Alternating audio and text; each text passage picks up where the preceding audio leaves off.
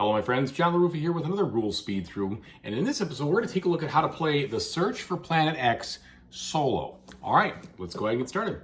Okay folks, as usual, please like and subscribe to my YouTube channel if you haven't done so already, and if you have, thank you so much for the support, I really appreciate it.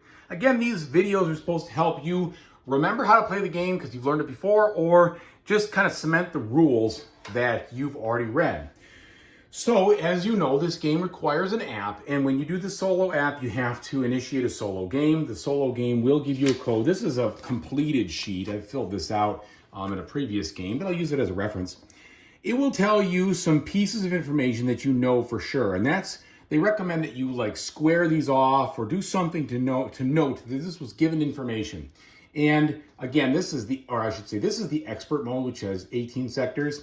That changes some of a little bit of the logic rules. The standard mode plays exactly the same, it's just the logic rules are a little different. You also don't put this card in here, and you just go with what the player aid says.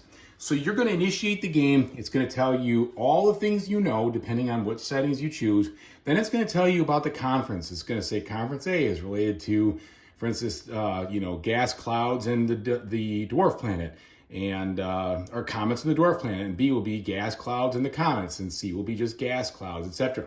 So you're going to take little notes on that. You're also going to take notes on the different planetary summits, the international summits for Planet X, and then you are going to begin. Now, at the way that they recommend is that you write down your actions in shorthand here to say what's the action. Like I did a survey action here. And the D means I look for dwarf planets. And this means I looked in sections or sectors 1 through 7. And when you're doing a survey action, they tell you how much time that costs. And that's all in the turn overview over here. So whether it's a survey or a target or research or locating Planet X, they will take 4, 3, or 2 time, depending on how many sectors you include, or 4 if you decide to target, 1 if you decide to research, and 5 if you locate Planet X. After you take your turn and write down the information that you've learned, you are going to move your pawn, which is over here, a specific number of spaces. Okay, so let's say I did a survey action that had me move 3 spaces. I would go 1, 2, 3. Then I would initiate the bot's turn by clicking the button Take Bot Turn. Let's say it did a target action, it goes 1, 2, 3, 4. It would know exactly what is in such and such sector. And you guys remember that the only sectors you can look at are the ones that are in the visible sky. Now after any pawn has moved and there's no one in the sector over here, at the very end of your turn you're going to rotate this dial, and if it crosses these kind of icons, you're going to be able to make a theory. And to do a theory, you will choose one of these icons over here, and you will place it whatever type of theory you want to make. So let's say I want to say, well, I think there is a dwarf planet in sector 6. Then I would put that down over here, and then the solo bot, you do that first. Then the solo bot will make a theory. You could choose any token because you don't know what his theory is going to be, and you just place it down. It could be in yours, or it could be in a different sector. It could be even a sector that isn't shown right now, so it could be over here if they figured that out earlier. Then you move every piece of information in one space. If there were sectors out here or theories out here already, they would also move in one space, and if they ever get to this spot, we would then test the theory. The theory would then tell us exactly what was in the sector, okay? And if you are correct, then you would know what's in the sector, and if you were incorrect, then you would not know, okay? And you'd also lose 1 time. So that's the thing with theories. You may lose a time. You might have a time penalty if you're incorrect. However, if you are correct about what's in the sector, then you will be able to score points for that at the end of the game. And at the end of the game, this is how you score. You would get 2 points for first of all, you get 1 point for every theory that you proposed, that you were the first one to do it or tied with the first person. So if you both propose the same theory at the same time in the same sector, you both will get 1 point. That's only the ones that are correct, because incorrect theories get removed. Then you would get 2 points for every correct asteroid theory, 3 points for every comet theory, 4 for the gas clouds, and then 2 for the dwarf planets on the expert side. Standard side is a little different because there's just one of them. And then if you selected or successfully identified the Planet X planet, which in order to do that, you have to say planet X is in, let's say, sector 10, and in sector 9, there's this, and in sector 11, there's that. So you have to actually know 3 pieces of information. Then if you've successfully done that, you will get 10 points, okay?